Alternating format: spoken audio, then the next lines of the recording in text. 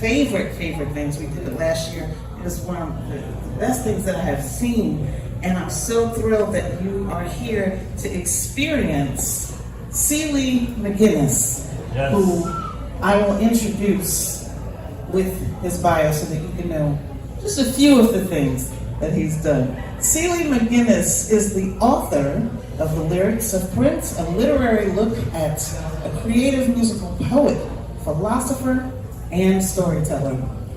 He has presented at the Prince Symposium and Pop Conference and hosted a podcast titled The Prophetic Pop Life of Prince. He is also the former publisher and editor of Black Magnolia's literary journal and the author of collections of poetry, fiction, and nonfiction related to African American literature, music, and history. So please give a very warm welcome to our very special guest, Liegh McInnis.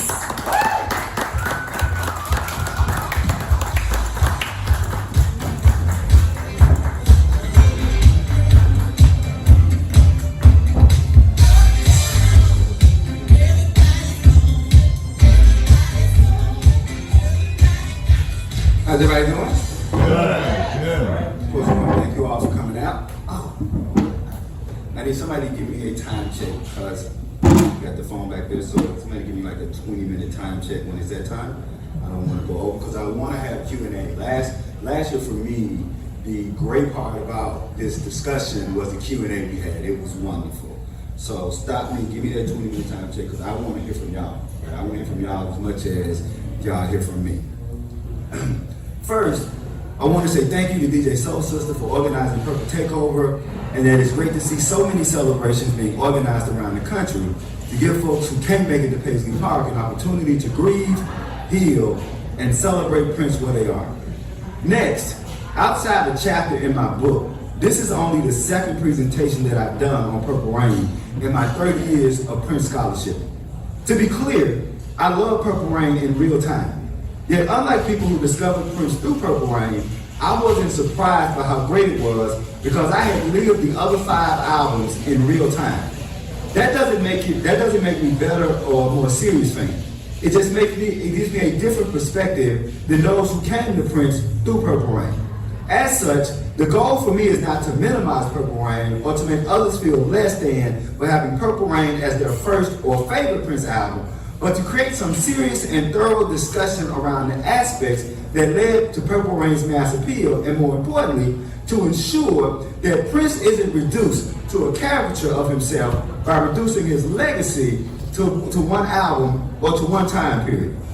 To that point, there should also be a discussion between fans and scholars who lost interest in Prince during the 90s and those for whom Prince remained their favorite artist during that time. Again, it won't be to say that one group is right and the other group is wrong, but to have a serious and thorough discussion about why we made those choices so that we can create a more well-rounded understanding of Prince's post-80s work. As someone who was a Prince fan before Purple Rain, attended 3 of his tours before Purple Rain, and then continued to purchase his music into the 90s and 2000s, I think that there is so much more to discuss, especially since, as we know, Purple Rain is all that the mainstream generally celebrates. Yet, this is the 40th anniversary.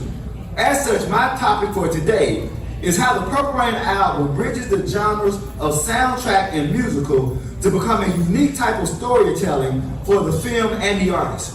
This is a necessary discussion because the album is another example of Prince's powers as a poet and storyteller, especially as a lyricist determined to provide social political commentary about what it means to be an individual in a world determined to define, limit, and control you for its purposes rather than for your own intellectual, emotional, and spiritual fulfillment. So let's discuss the album. Part of Prince's genius, as seen with his innovative use of the synthesizer to aid in fashioning a new sound, and the music video to sculpt a unique image that is simultaneously rooted in the history of music, is knowing in what direction music is headed.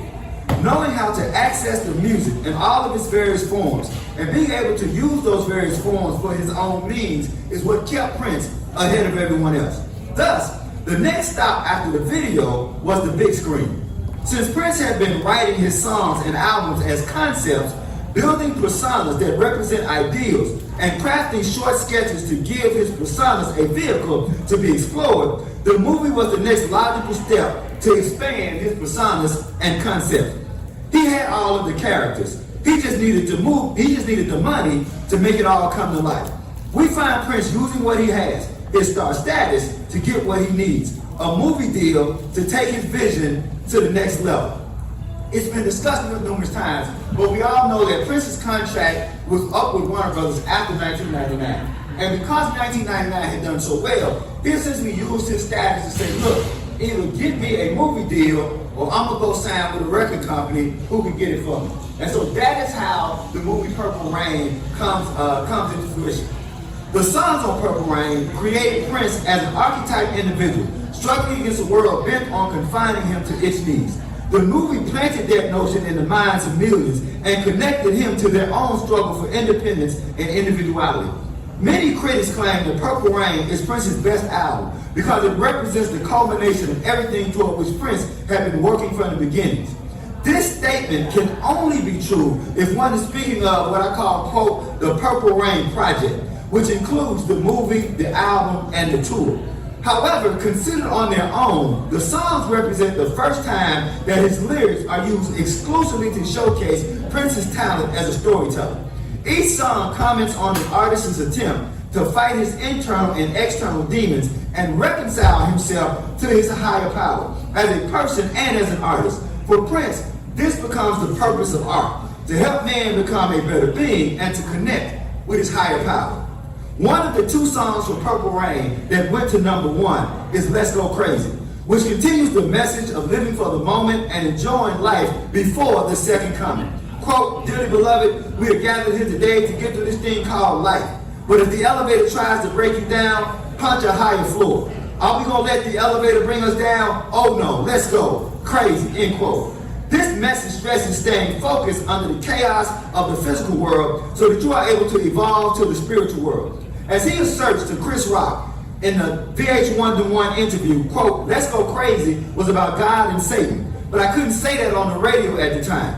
But if you keep your head straight, you can beat the elevator. You can beat the devil. So the elevator was a symbol for the things that try to bring us down rather than take us up. The other charting songs, When Doves Cry and Purple Rain, expand on the themes of the effects of rejection and isolation because of otherness and the need to stay focused on the goal of evolution. The protagonist is grappling with both himself and society, attempting to come to terms with his life. Like most of us, the kid, Prince's character in Purple Rain, knows and understands his flaws, but he struggles to overcome them. He is just like his father, sexist and insecure. The battle is to be better than what we are, better than the dysfunctional plans that we have been given, and evolve into being a better person. All of the songs stress the central sense of transcending the flesh, the physical plane. When Doves Cry and Purple Rain display more growth for Prince as a writer because they show a writer who is not concerned with just his pain. A way to deconstruct both When Doves Cry and Purple Rain is to determine the cause and the concentration of the protagonist's pain. In both songs, the protagonist is affected either negatively or positively by the pain of others. But in both cases, the pain felt by the protagonist causes a catharsis in him to become a better person. Connected, both songs display positive progress of a figure working his way through the id superego complex. And When Doves Cry, the unsuccessful relationship of his parents causes the protagonist pain because it is the only blueprint he has to construct a life with a female. Quote, maybe I'm just too demanding. Maybe I'm just like my father, too bold. Maybe I'm just like my mother. She's never satisfied, end quote. He has inherited the chauvinism and insecurity of his father, which keeps him from being able to construct a meaningful relationship. Unable to escape his genes, the protagonist feels helpless to change his future. He is unable to see past the blueprint of his father's actions. The screams that he hears is not just of the personal relationships, but of his parents' relationship that continue to echo in his head. Quote, why do we scream at each other? This is what it sounds like when doves cry, end quote. When Doves Cry is an attempt to resolve dysfunction and to communicate. not as a gender, but as a human being by admitting that this gendered outlook on life impedes his ability to commune fully with his mate. The first step is to admit the insecurity. Quote, touch if you will my stomach, feel how it trembles inside. You got the butterflies all tied up. Don't make me chase you, even doves have pride. Close quote. Being honest is the first step to transcending the physical plane. This is the step that the kid's father, that most men are never able to do, to get in touch with what they are really feeling, which allows them to commune truly and completely with the female. In Purple Rain, the protagonist, and then in Purple Rain the song, the protagonist feels a sorrow for not only being able to articulate his love for his mate. It is a concession and an apology. Quote, I never meant to cause you any sorrow. I never meant to cause you any pain, end quote. It is the genuine sorrow felt by the protagonist toward the female that causes reconciliation and growth. Prior to this, Prince's protagonists in his other songs have been communicating in the physical because that was the only language that they knew and understood. He now wishes to communicate in another language, the language of the mind and the soul. Quote, I never meant to be your weekend lover. I only wanted to be some kind of friend. Baby, I can never steal you from another. It's such a shame this friendship has to end, end quote. Even with the loss of a lover, the mature kid realizes that human relationships are the essences of life. The protagonist finally realizes that love, not sex, is the tie that binds men to inner peace, to God. These songs are significant because they display a maturity in Prince's writing when he is handling pain and relationships. The male's focus is not only on his pain, but also on the pain of others, as opposed to the songs of the past albums. In the past, we never knew the emotions of the lady cab driver, of the females in I Want to Be Your Lover, or Bambi, or Let's Pretend We're Married. But in When Doves Cry and Purple Rain, the protagonist is attempting to reconcile himself to actual human beings, and not just the concepts or to a faceless society, as in the entire Dirty Mind album. It is a step toward the meaningful exploration of interpersonal relationships of the soul as opposed to the body.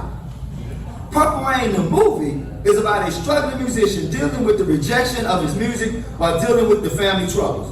This rejection and family turmoil are all influencing his art because the rejection of an artist's work is the rejection of the artist, making the film semi-autobiographical, semi-dramatic creation, and 100% Prince.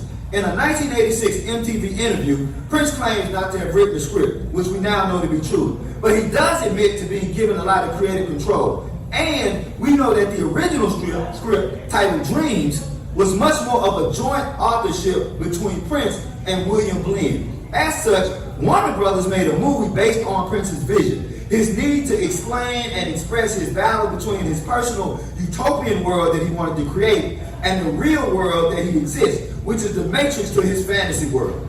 At the core of the kid's need to conquer and embrace life by embracing womanhood and femininity. His father embraced death by embracing his masculinity, which is the notion or urge to dominate. As a failed musician, the kid's father dominates his household with an iron fist, squeezing the life out of it and himself. When the movie opens, the kid is initially embracing this same urge to dominate. We see this through his battle to dominate his romantic interests, to dominate the local music scene, to dominate the band, and to dominate the women in the band. The urge to dominate breeds death. The urge to share breeds life.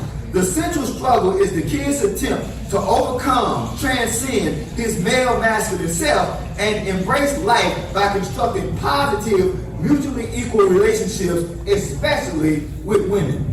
The songs written for the movie push the surface themes to strike a deeper chord and fully expose the ideologies present in the movie.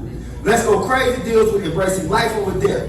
Physical death is inevitable. So no one is pushed to embrace, so now we are pushed to embrace the spiritual life. In understanding Prince's definition of the word life, quote, an electric word life, it means forever, that's a mighty long time, close quote, one realizes that life begins in the physical and carries through to the hereafter. There is a continuation, not a beginning and an ending. Thus, one is encouraged to make sure that the mind is ready to comprehend. Prince says, quote, instead of worrying about how much time is left, ask him how much of your mind, end quote. Prince is rejecting the lie and limitation of the physical world and embracing the truth and the liberation of the spiritual world. He is asserting that we stop looking for answers in the physical because those answers are limited and based on fallacy. Quote, Dr. Everything will be all right, will make everything go wrong. Pills and thrills and daffodils will kill. Hang tough, children, he's coming. Quote, end quote. And we know that he that's coming is God. The only answer to our problems is a higher power. But we must stay focused and stay on course to survive the chaos and disorder of our lives. Through the other songs, the female becomes the symbol for life. The kid struggles to break the mold of his father, who is unable to fully embrace life by releasing his chauvinism and sexism and embracing his wife. The kid's father says, quote, I can make you happy if you believe in me, end quote. Obviously, Francis L. does not believe in himself and has no blueprint that shows how to construct a relationship with his wife so that she can believe in him. At the core of their conflict is Francis's insecurity and their disagreement over what constitutes happiness. The kid's mother states, quote, you never let me have any fun, end quote. And how does Francis respond? Quote, don't I keep the heat on? Just like a dumbass man, right? End quote. Where the mother, the female, is finding happiness in the metaphysical of loving and laughing, the father, the male, is finding happiness in the physical, symbolized by his monetary concerns. Francis L's inability to relinquish and move beyond the physical keeps him from constructing the relationship that he desires and needs. Quote, I can make you happy if you believe in me, end quote. After his father attempts suicide, the kid has a vision of his own suicide, which is inevitable if he is unable to transcend his physical, his maleness, and embrace life by connecting with his romantic interests. Another song, Take Me With You, begins the embracing of the female by showing the romantic relationship as a way to escape the physical world. Unlike the previous songs, the escape through the romantic relationship is not through sex, but through connection. As a maturing writer, Prince is realizing the possibilities of the male-female romantic relationship, thus realizing the possibilities of human relationships. Supporting this, the song The Beautiful Ones comments on the failure of the physical to produce love or inner peace.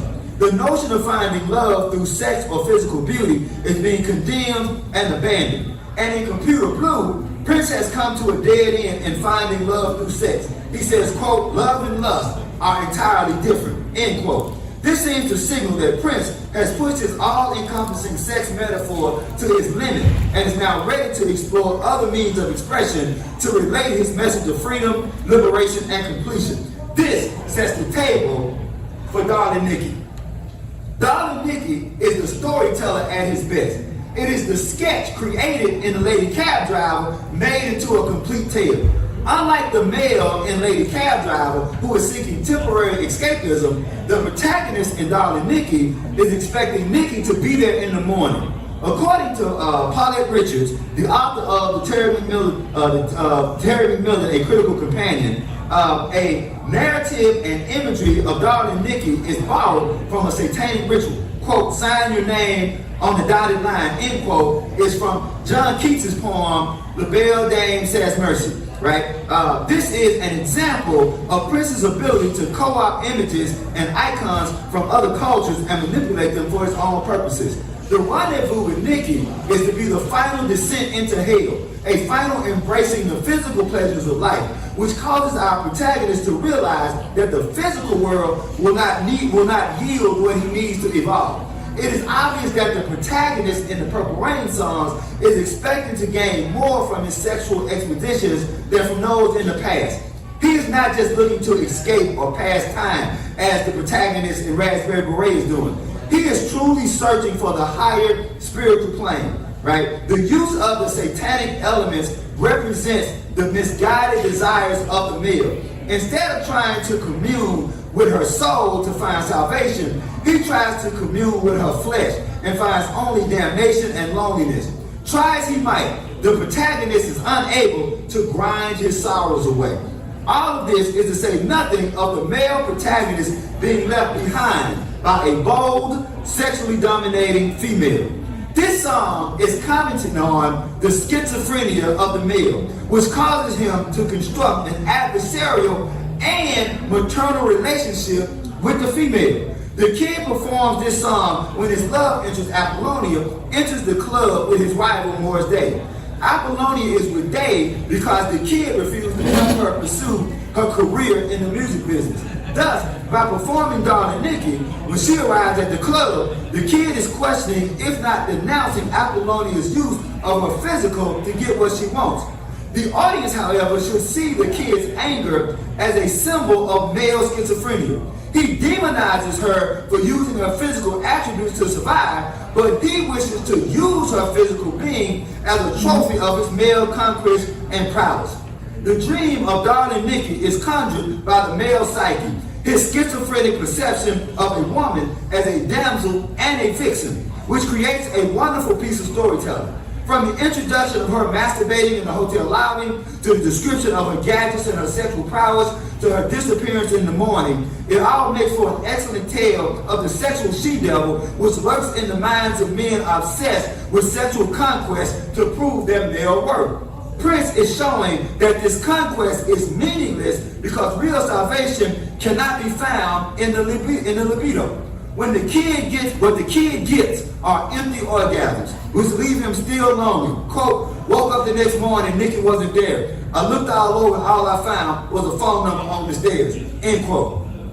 And finally turning from the physical and embracing the spiritual, we get I Would Die For You, which gives Prince the spiritual ambiguity to which he had been alluding his entire career. Quote, I'm not a woman, I'm not a man, I am something you will never understand. End quote. It is I want to be your lover taken to the spiritual realm. He wants to meet all of the female's needs. Prince's blurring of the male-female gender lines allows him to become impersonification of higher life form. Quote, I'm not a woman, I'm not a man, I'm not a human, I am your conscience, I am love. End quote. This is 8 years before he becomes an unpronounceable symbol.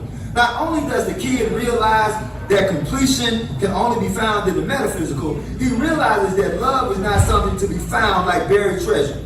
He finds that love only manifests when we do something to manifest it. Quote, you're just a sinner, I am told. I'll be a fire when you are cold. I'll make you happy when you're sad. I'll make you good when you are bad. End quote. Through this, Prince is still breaking categories and limitations by redefining our notions of reality and truth. What is love? What does it mean to be a male or female? And what does it mean to be a male or female in love? Obviously, most of us don't know because everybody is singing about finding love and few of us ever do. Prince seems to be asserting that if our notions about reality is wrong, then everything that is built on our notions is wrong. The way to correct this is to divorce ourselves from the physical and search for the truth on another higher plane. And this realization leads to the song God, which does not appear on the album. It is on the B-side of the Purple Rain single. It celebrates God's powers of creation, emphasizing that we are all created equally by the same creator. Quote, God made a man. He made the earth and the sea. He made us all equally. End quote. Prince is finding equality in man through the creation of every man by God. Also, he is continuing to equate creativity with God. If man is made in the likeness of God, then man is a creator, not a destroyer. Thus, we should be making love, not war. Though there is a contradictory dichotomy in our sexual nature, it is still the best example of our being God-like. Completion comes when we are able to transcend our physical desires and understand the divinity of our being able to procreate. Thus, we should not be engaged in the battle of the sexes, but we should be striving to remove the walls that separate male from female. Sex should not take us further from God, it should bring us closer to God. We can only grow closer to God when we understand that God is love. That's 20 minutes. All right. So I'm going to go to the end because I do want to stop to give you guys some time to talk. So I'll go to my conclusion. The poignancy of the film is that the duality represented by the kid and they is trumped by the duality found within the kid. The kid is an African American who struggles with the dichotomy of wanting artistic respect and commercial success. This is the dichotomy of African Americans. Even with the glossing over, the Purple Rain Project still returned to a symbolic personification of a bunch of ideas about the world, which was certain to polarize opinion. As noted journalist Dave Hill asserts, quote, young, black, strong, prosperous, self-divided, unnervingly mute, and sexually programmed to subvert. This is some people's recipe for hell on earth, end quote. In the end, Prince seemed to play the Hollywood machine and the world's fascinations and hang-ups for all they were worth, taking solace in his ability to manipulate the system for his own benefit. This attitude corresponds directly with the growing African-American sense of survival in the 80s. Prince, like Little Richard before him, was the precursor to a whole new generation of young, black, strong, prosperous, and sexually charged males who were intent on profiting from America's obsession with them, as well as controlling their own assets. Thus, quote, according to longtime Essence writer Bunny Allen, she asserts, quote, the significance of Purple Rain lies in its ability to show a vulnerable, multifaceted black male on screen. It is a depth of emotion displayed by Prince that makes the film important. We've had our chefs and our superheroes, but when it comes to a black leading man or a black leading man, we haven't had this kind of complexity, end quote. Because of his maneuvering and middle America's fascination with the black body, Prince was thrust into superstardom, finally being accepted, embraced, and molested by the mainstream music society. But through all the hype, he never seemed fazed or in awe of his newfound success. The constant creator, always working on his next project, Prince felt once again that it was time to expand himself. So while the public was waiting to see what would be the next treat to come from the Purple Kingdom, Prince had already carefully finished his next album, which would be Around the World in a Day, which would be seen as the beginning of the end of the Purple Rain, R-E-I-G-N. But that would also be the fulfilling of Prince, the complete, creative, and astute thinker. His ability to mold concepts into strong, well-defined narratives would make him a popular music philosopher. Thank you.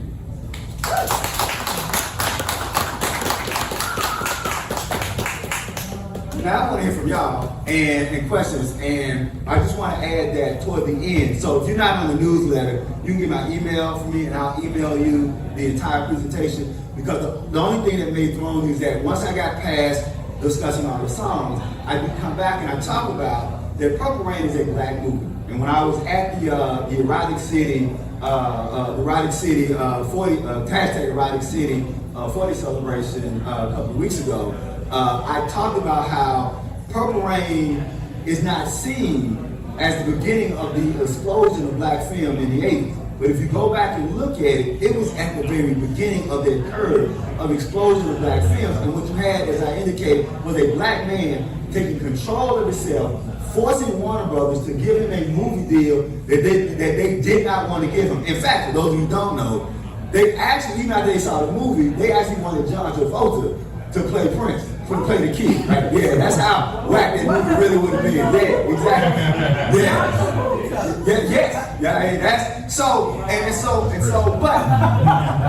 the core of the film, what I want to talk about, what I want to just add is that Prince is thinking about the reason there are mixed parents, because Prince is using what we call the mulatto image, right? And on the one hand, the mulatto image was used during the Harlem Renaissance because that was palatable. You know, white people could take the mulatto image. They could take the mulatto as not being completely black. But what people miss is that on the other side, the mulatto was always the tragic mulatto, the person caught between worlds. And so it was also a commentary about how much are black people willing to give up to gain acceptance from the white power structure.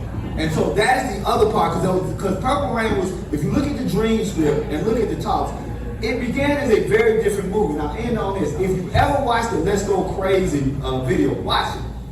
There's a scene that was cut from the movie, and that is a white police officer harassing Morris Day.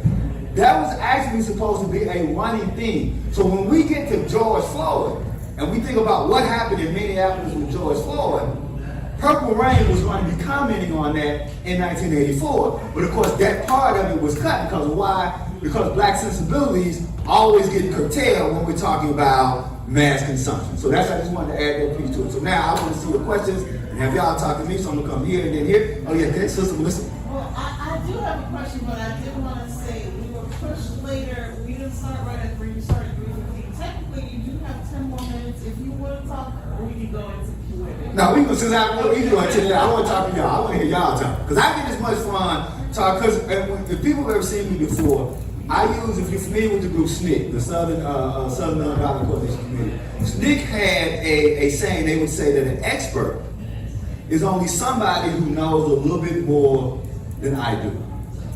And so what I want to tell all the lovers of Prince, and why I love traveling the country talking, is because we have to control that legacy and not let other people control that legacy. Because when I read articles and when I see things, there are things that don't represent what I remember being a Prince fan from 1978 until 2016. And so that's why I like talking to y'all. So please talk to me, ask questions, give me comments, tell me it sucks. I don't care. Because what we need to understand is when we're gone, who's going to be left to tell the story? And if we don't tell the story right, we can't be mad when somebody else is telling it wrong.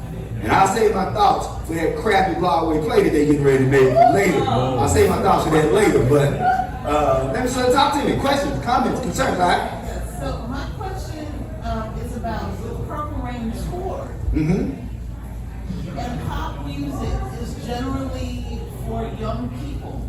And Purple Rain was a top pop hit. There were pop singles and a lot of young people that bought the record and went to the tour. There was a lot of sexiness in that concert. My mother did not allow me to go to the Purple Rain concert, but I was about 10 years old and I bought it on VHS. They released it. And then I was talking to the woman here who went, and she was 12 years old. There were a lot of young pre-adolescents and artists, and I was wondering if Prince ever commented or reconciled with the themes of that album, movie, and tour, especially with... Yes, so the answer is yes. So let me, full transparency. So I saw every American Prince tour except Purple Rain. Oh, wow. So I saw Controversy. I saw at 10 years old, I saw Prince open for Rick James. My father used to get mad. He would say, "You ain't telling the story right." I always tell him before he died, "If I told it right, you'd look worse. So just let me tell the story. Just let me tell the story when I'm telling it." That your 10-year-old son saw Prince open for. So I saw Dirty Mind. I saw Controversy. I saw 1999. Interesting enough, Controversy tour in 1999 came to. I live in Clarksville, Mississippi, home of the blues, which is right outside of Memphis, and that tour. Controversy and Purple Rain tour, Controversy in 1999 came to Memphis in the same year, 1982. So the Controversy leg of the tour came to Memphis in either January or February, and then the 1999 leg of the tour came back in December. So I'm saying all that to say that so I wanted to be clear that that's the only one I didn't see, but I've studied like you. I said I got it just when it came out. So I answered your question two ways. Des Dickerson, his original guitarist, actually left the group because of the overly sexualized things. In fact, he said he got to a point where he couldn't even sing head. Like he was just mad because he would look down and he would see 12, 13, 14, 15, and it just didn't sit right in his spirit.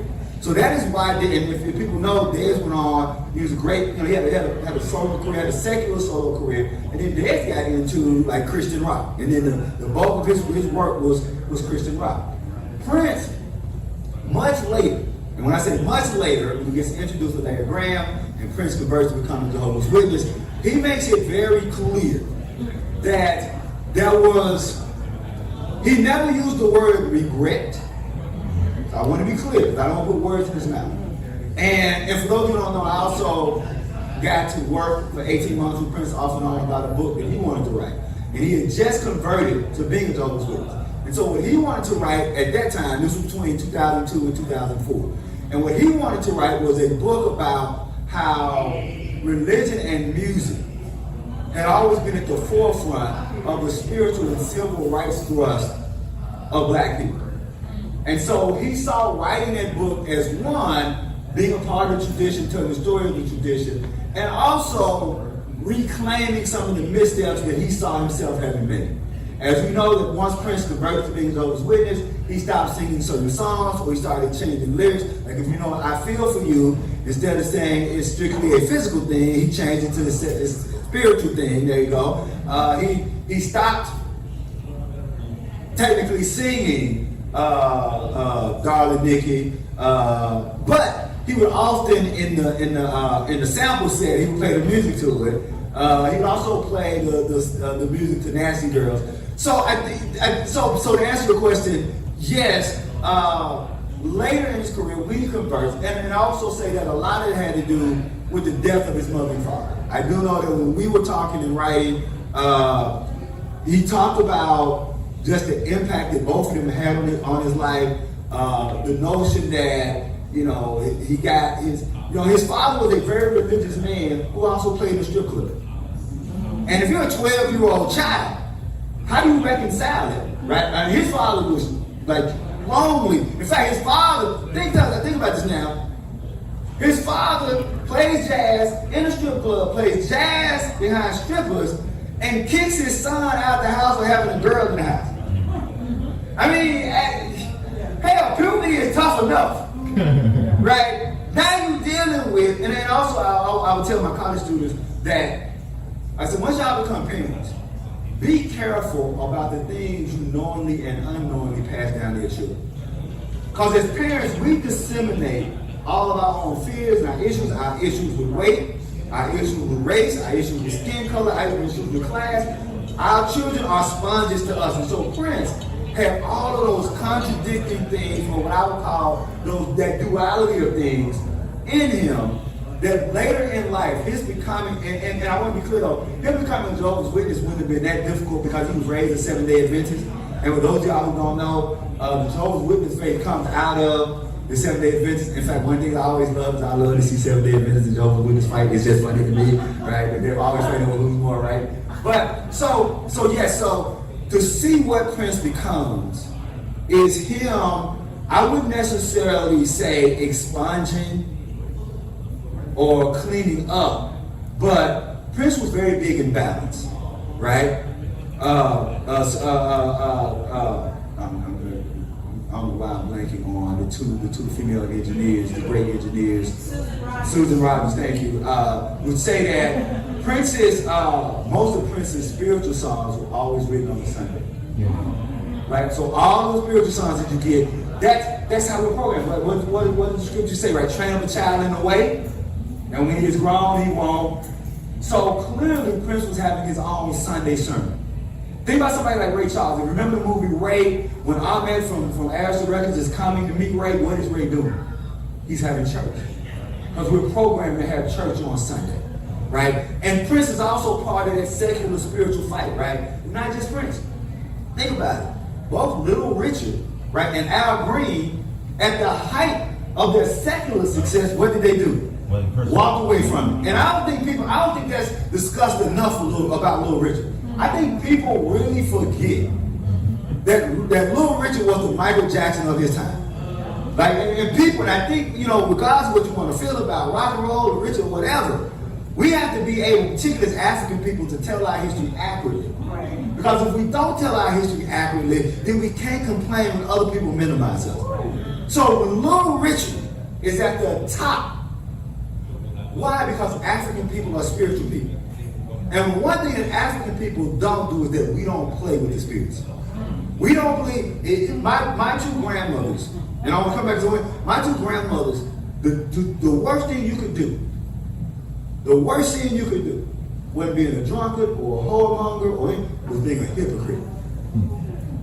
That's what they could not abide. So African people have never played with spirituality in a way that we see being done today. And so you look at a Little Richard, you look at an Al Green, you look at Marvin Gaye and his battles around sexuality and spirituality. And so Prince was now, and it's that balance. And Prince was always seeking that balance because as an African people, right, and this is the one thing, and if I would tell people, read one of your native sons here, Columbia Salam, one of my favorite books is, I don't know why I'm blanking, What is Life? Thank you. What is Life by Columbia Salam. He talks about the fact that African people have allowed our Caucasian counterparts to make sensuality and sexuality the same thing. And sensuality and sexuality are not the same thing. But what's problematic is men have been trained to see no difference. So if something is sensual, it has to be sexual. There's a great poem about another New York native, sister named Keisha Brown, poet who was here in the mid-90s. She has a great poem, and the poem is a sense, and it's a real short poem. She said, they stood in the midst of music and emotion, her arms curled up and over her shoulders. She had, in this very moment, she had undressed and exposed her need. But the man holding her wondered why she only had removed her shoes. So here's this sister being sensuous, being vulnerable. And the only thing the brother can think is, she ain't gonna take off no more clothes. That is because we have allowed ourselves to connect sensuality and sexuality as the same thing. And so Prince spent a lot of his time trying to look at that divide, navigate that divide, because ultimately for Prince, he did see sexuality as an extension of God's creative powers. The problem was, how do you talk about that in a non-perverted way? How do you talk about it in a non-pornographic way? How do we talk about sex as a natural, right, and aesthetic and fulfilling thing without it being something in which one person is oppressed? And that is the thing I think that he spends his life. So I think that's what he was trying to look at doing was, how can I, and if you look at The Rainbow Children, one of my favorite albums, and if you haven't gotten into The Rainbow Children, I know the dark greater voice gets annoying for people. Any accurate knowledge of the way, the wise one, he was banished from the way. I get that that's kind of annoying, right? But if you really return to that, part of what he's saying is that the original people on the planet, the original people that God created, has been misguided from the way, and part of the misguiding is we've been taught that the body is innately evil. That was never an African thing. The African never saw the body as an innately evil thing. We moving from our center of gravity, like dancing and moving from our center of gravity, hips have never been perverted or nasty or dirty in an African sense. Everybody understand? So that's why people can be so free with their body movements and it not be sexual. The problem is that as Columbus says in What is Life, that what happened was the European projection of the European projection of the Victorian notion of domination and control has been projected onto the black body. And so now black people and others see us as this innately sexual thing. And so the black body is only good for something being sexual. And so that became the other problem for Prince, is understanding that not all, but what the Rainbow Children truly, made manifest is that there was a number of white fans who only wanted to deal with Prince as an exotic, sexualized mulatto. And anytime Prince wanted to be something other than an exotic, sexualized mulatto, a lot of white fans had problems with that. I don't think that's something from which we should run. I think we should have a discussion about that, because I think that's what Prince wanted us to discuss. Does that make sense? And so I know that was a long answer to that, but I wanted to give enough of that to unpack that so we can truly understand what he was working himself through. Thank you for the question. Anything else? Comments? Questions? Talk to me. Yes. Hey, you mentioned it earlier concerning Purple Rain, the cut scene with Morris Day and the police officer. And you also talked about, that evolving view that Prince had on not just sexuality, but that interaction between man and woman and what it means. And I guess I'm trying to marry those two concepts, for lack of a better term, into the umbrella of social consciousness. Mm-hmm. And again, playing off the white man comment and how they only want to deal with it in that exotic and an erotic way. How can you, if you can, kind of crystallize how Prince presented that social consciousness, especially when he started to break away from that controversy, that dirty mind mold, and really started doing more and more of what he wanted to do concerning his music? Well, I like the way you put that. What I do is I actually return them to Dirty Mind and Controversy. So let's start with the Rainbow Children and work ourselves back. I always tell people, if you are upset at the messages of the Rainbow Children, that's your fault for not listening. If you go back to Controversy, Prince was always working within the Judeo-Christian framework. Think about Anti-Christian. Anti-Christian is essentially a song about the devil has taken over the physical and we need to flee to the spiritual. But also in Anti-Christian is a social political commentary, right, about oppression of others. Dirty Mind. Prince started his political commentary in the body.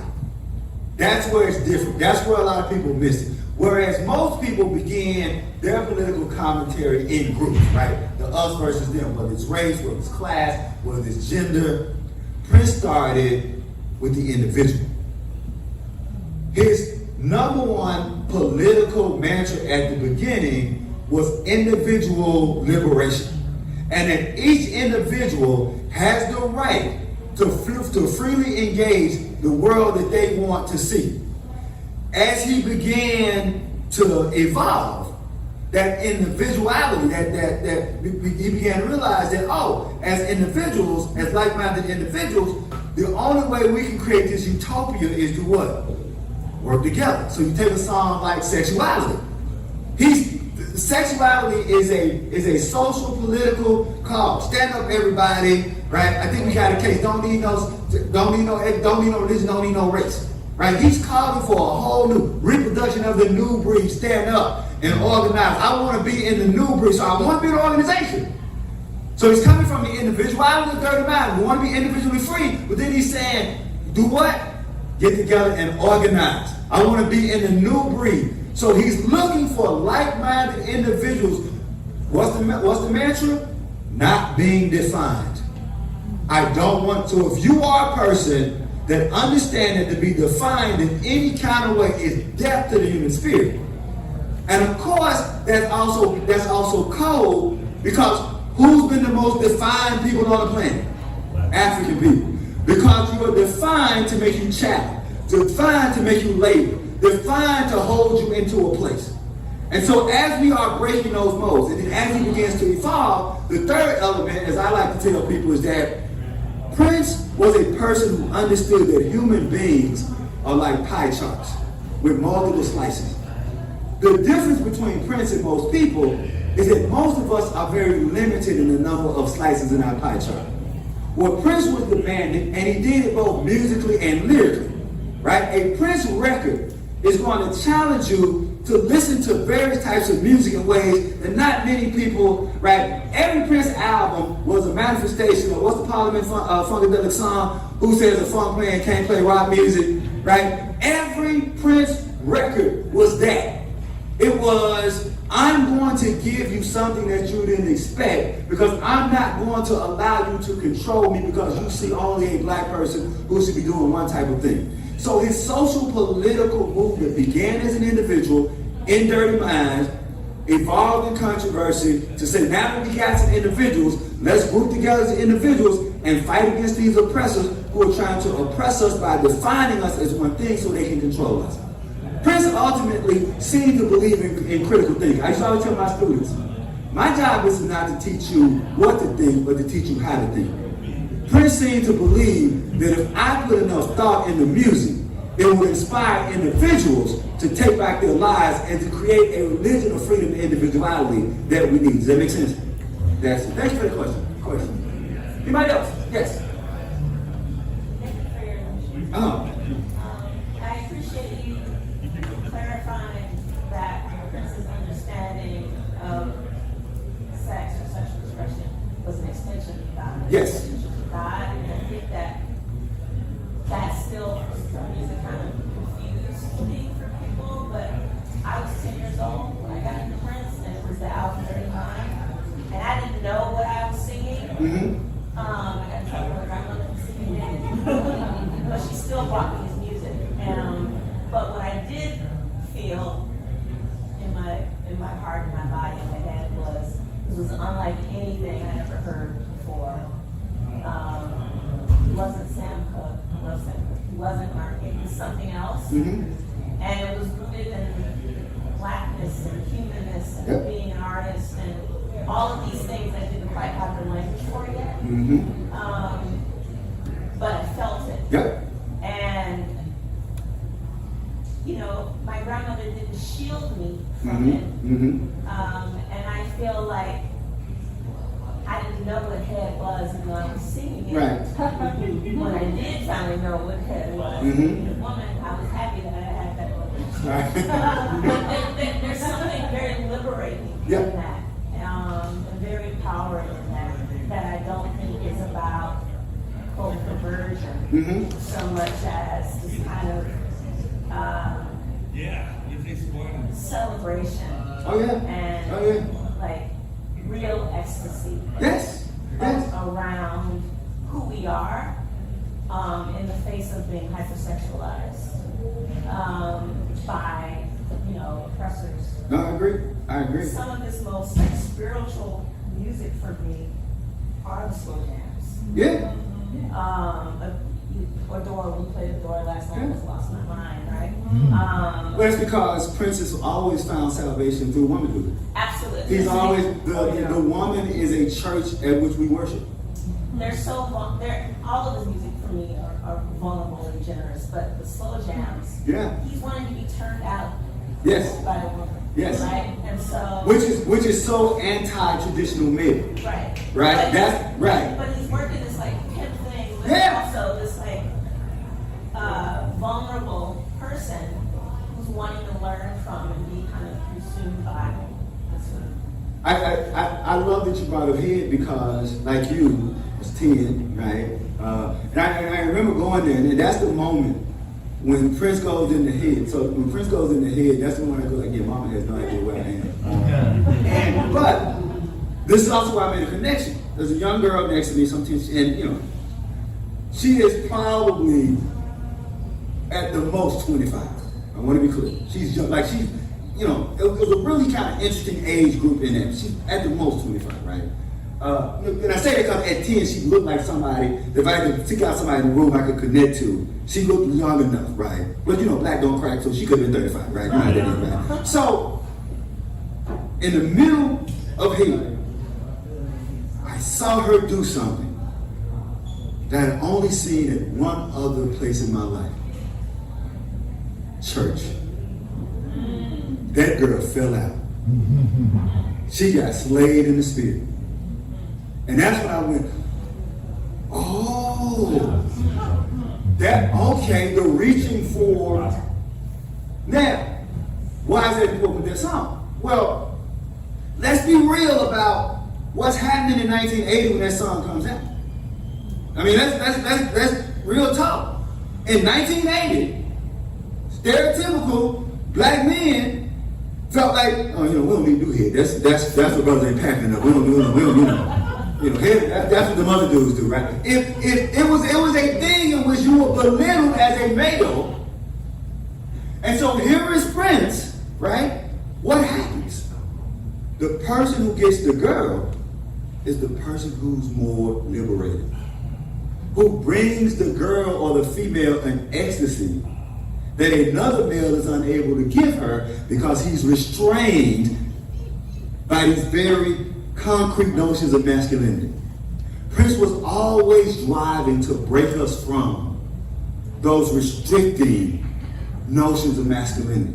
That is at the core of what Purple Rain is about, right? If you think about if I was your girlfriend, right? I remember, right, when Prince, that becomes the third single, and all my friends like, hey man, what's up with your boy, man? What the deal, man? Come on, man. I was right there with it, man. Sign the time. I was like, your boy back. He ain't doing that under the chair move, shit, whatever that was. I thought your boy was back, but I was like, girl, what the hell, man? And I'll tell you what got me. One of the toughest thugs in the neighborhood just rolled up on me. Because he knew I had the sign. He said, he knew if nobody else had sign of time. He said, hey, man, you got that sign of time? I was like, yeah. He said, look here, man. Hey, go on do that if I was a girlfriend for me. Go on do that for me. And I was like, okay. I mean, I was on that one. He was the thug. I wasn't going to get punched. I was like, all right.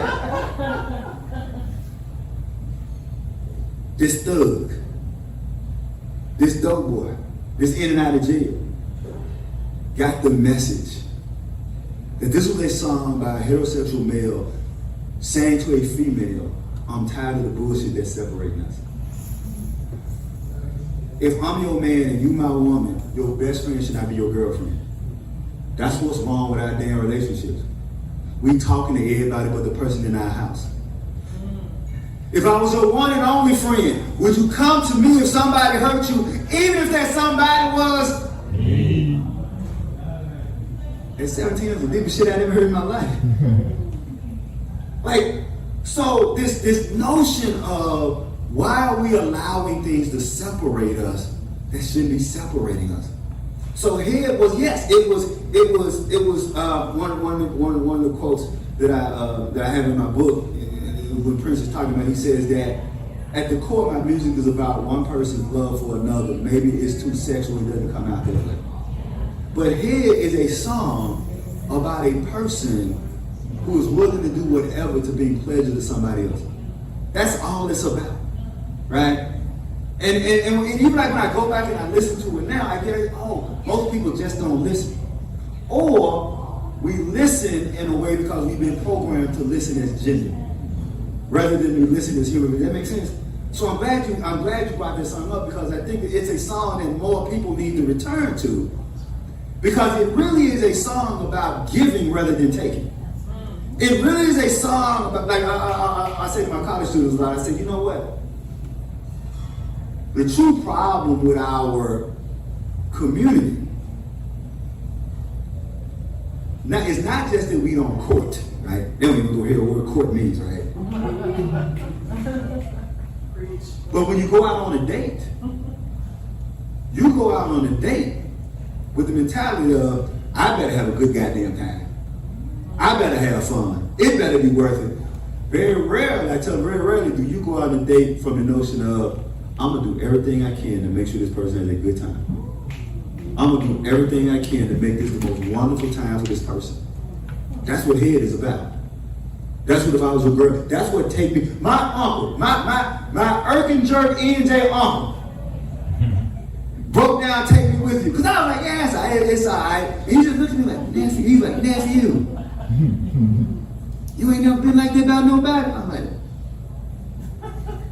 like what? He said, you ain't heard the lyric, nephew? He said, I don't care where we go. Just do what? Take me with you. He said, nephew, you clearly ain't had no girl. That is all about her. It ain't about where you go. It ain't about what you do. It's about her. I was like, damn, let me listen to this song again. I was, okay. And of course, I was 14. I wasn't old enough to have had. But I remember when I had it, because I've been with the same woman since 1991. And I remember being in the car. Like I said, don't clap, cause I'm the lucky one. I'm the lucky one. Yeah, I know that I'm big way above my pay grade. I'm real clear about that. I'm mad. Right? Yeah. But I remember I was like, oh, okay. I just want to be with her. And so again, it's about removing the physical. And particularly getting males, right, to truly understand that there's a great, and we get the love sexy. And what is love sexy? Love sexy is, I'm transferring that if you think sex is all that, wait till you finally get touched by God. If you really think sex is all that, wait till your spirit has the greatest orgasm of your life. Prince was talking about that his entire career. So when he got the Rainbow Children, people were pissed off. I was like, that's on you. And I said, people were like, Prince became all, they coined the phrase in the Prince college, you mean judging Prince. That's judging Prince. No. Prince was judging from day one. Like if you listen to Dirty Man, listen to he was judging. The only difference is, by the time he got the Rainbow Children, a lot of us didn't like that we was being judged. See, it's okay when our favorite is judging somebody else. But when the judgment comes to you, that means you now got to check your stuff. And there were a lot of people who were Prince fans that the Rainbow Children made them check some things they didn't want to check. And I want to be clear. Good art is not about you agreeing with the artistry. All good art is being well crafted enough to make you reconsider. That's really all Prince is trying to do. Think about it, right? Think about, are you this person? Are you the person doing this? Thank you for that. Thank you for sharing. Anybody else? Yes, right? That's just right there.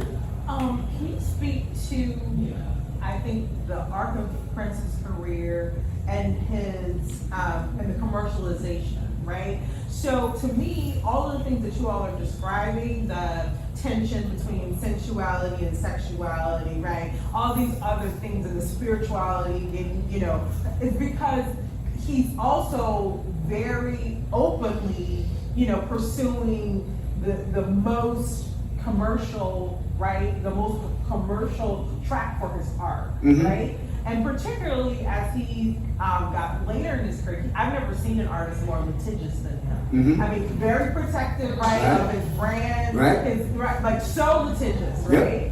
And so much of that, for me, it bothers me how his family members are dealing with his estate, because I'm like, Prince, are you kidding me? I was like, that was the most litigious brother on the planet. You putting something on YouTube with his music, and he's like, no, you got to cease and desist.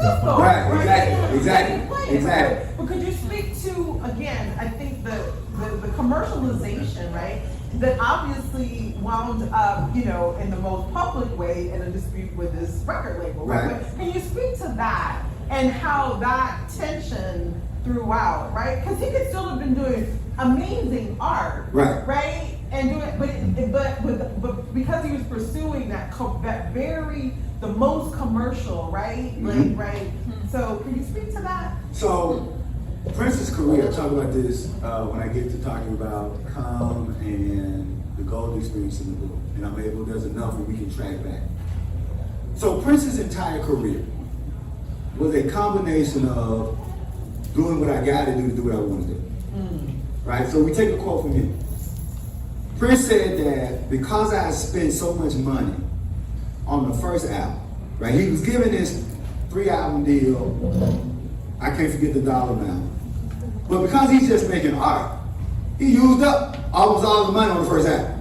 Because as an artist, you just put that in, punch it. As those of us who are creatives don't think about the money. Like, we had to be pulled to the side and say, that shit gonna cost $10.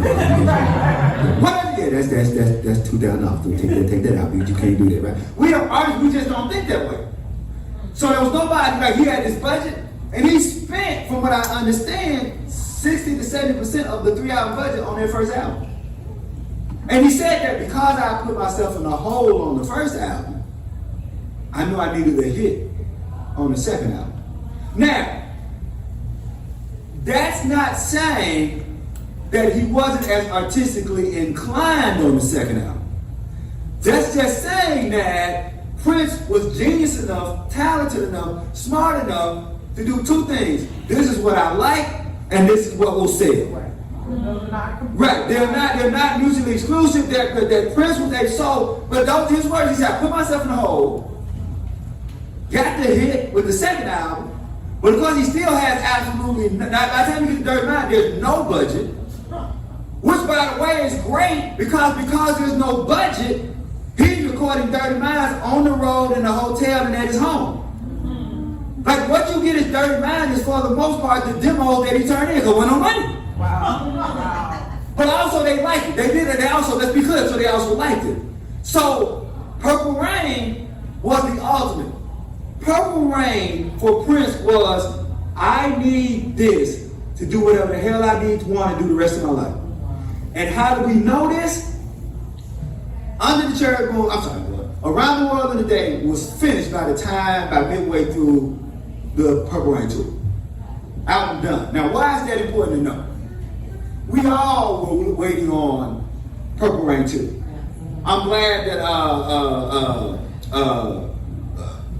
Professor D'Angelo Duff at Erotic City 40 had Terry Von Terry, who made, by the way, I was this year's old when I found out that the people who made all Prince's clothes in Purple Rain were two black men. I was this year's old. I did not know that. That blew my mind. So that everything that you see from 1999, midway 1999, all the way through Parade, that's two black men. And then there's another the white woman who comes in and told it, but I wish I would have known in 1984. I wish I would have known in 1984 that was two black. Oh, by the way, if you add that it was a black man doing Prince's hair, that means it was three black men driving Prince's Earl Jones. So 3 black men at the height of Prince's popularity are driving his style. So come to your point. Purple Rain was the thing that he understood. If I get this, they can't ever talk to me again. Remember, in 78, he kicking people out of the studio in 78. And he ain't made one record. So he understood that the hit was only valuable and that it gave you enough money and enough cachet not to have to talk to people. Because when this brother released Around the World in a Day, don't act like I was the only one with him. Say what? But the who? Wait a minute.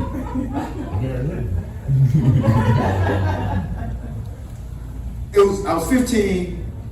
I remember watching the record go around, loving it, but it dawned on me like, oh, there could come a time when I'm not feeling my favorite artist.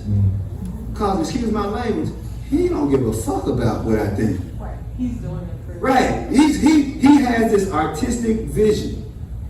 Right, remember, Prince is, and y'all can correct me if I'm wrong, Prince is the only person I ever know wrote a diss song to his fans. If you've never heard the song, Beef it's funk, but it was originally P-Funk, but it's just funk, F-U-N-K. Go Google on YouTube funk. That was a diss to the people at Prince.org, which I'm glad, because that was because Prince.org, I want to say this, Prince.org was started by a very good, one of our Caucasian brothers, very good brother, good brother.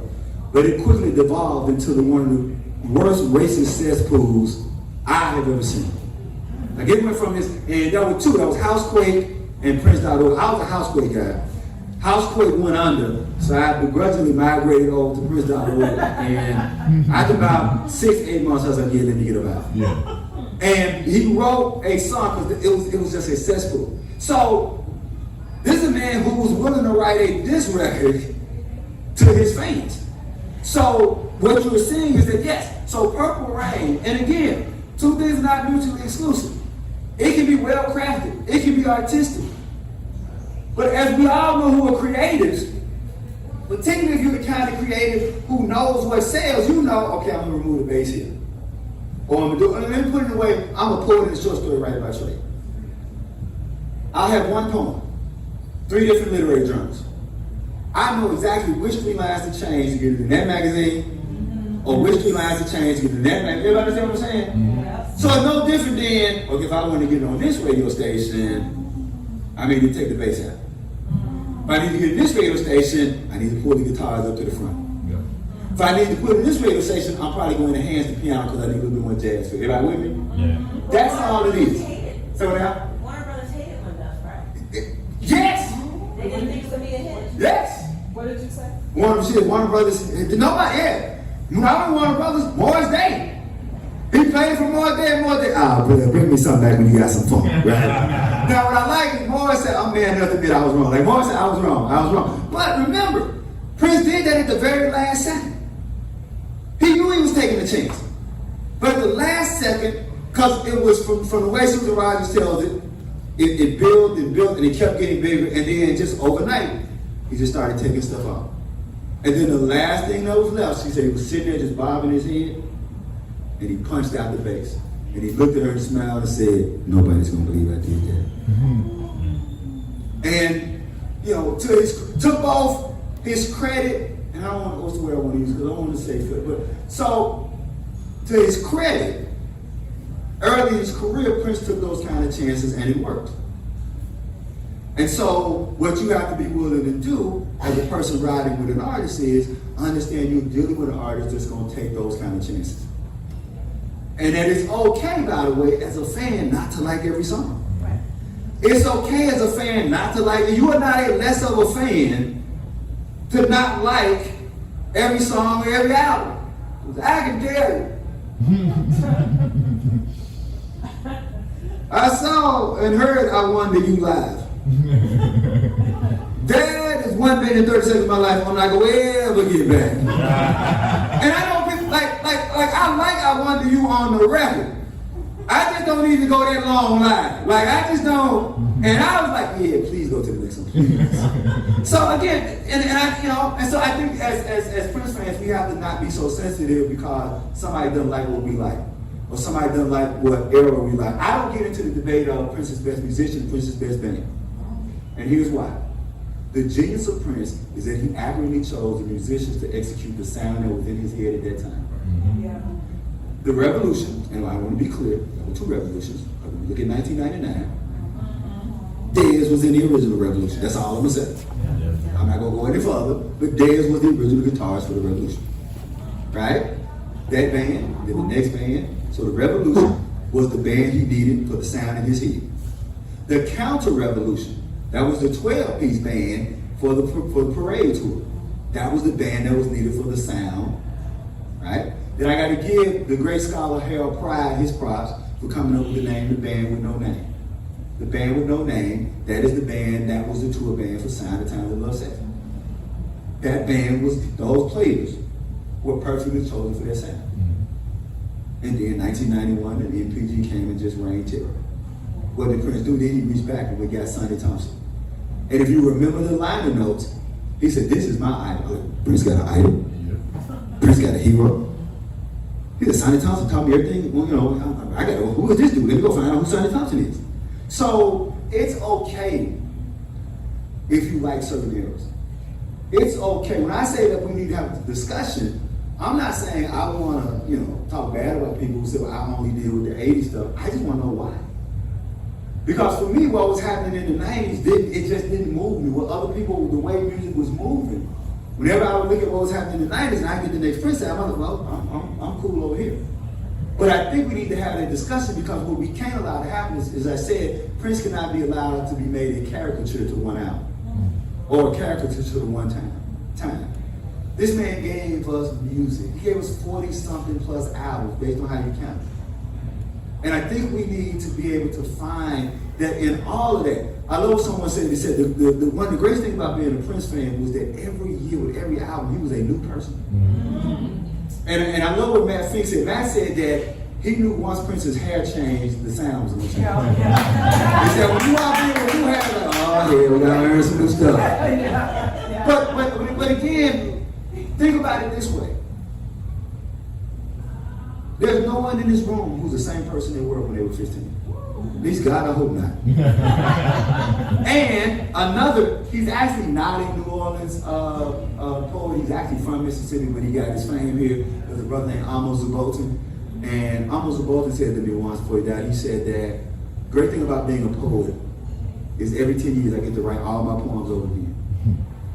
I'm like, I said, what do you mean? He said, because how I felt at love at 15 is not how I felt about love at 25. And how I felt about love at 25 is not how I felt about love at 35. He said, so every 10 years I get to, because I'm being remade. I think Prince became one of the best examples of what it means to remake. I always tell people this. Prince believed 100% in what he was saying at that particular time. Now this shit may change tomorrow, but if it's on the record, that's what he believed 100% at that time. The only difference between Prince and us is ain't nobody recording our ideological changes. Right? Wasn't nobody around when you was going through your, whatever your change was, when you was going through your Christian phase. And then 2 weeks later, you was in the nation. And then 2 weeks later, you was a Buddhist. Like all your changes. And you don't have any art that was reflect. Well, Prince was willing to put that out publicly so that we wouldn't be afraid to go through it privately. And I will always thank him for being willing to be open with his growth and his changes. Because for me, as a teenager going through that, meant it was okay to do that. It was okay to change my mind. It was okay. I never changed my mind on hip hop. Prince did. When Prince started embracing hip hop and they tried to throw it in his face, I remember Dad on this, and he said, yeah. He said, yeah, I changed my mind. And when you say to somebody like that, just killed the interview, like the interview, like, oh, well. Because then he's like, yeah, I changed my mind. He said, yeah, I see all the merits and everything in hip hop. So he's also saying it goes back to that being tied, that ruggedness, right? Being tied to a certain, being an ideologue. Harris was never going to be found guilty of being an ideologue. Once he found something that worked better. Other questions? I don't know what we are on time, so I know we don't have to. Thank you so much for being with us.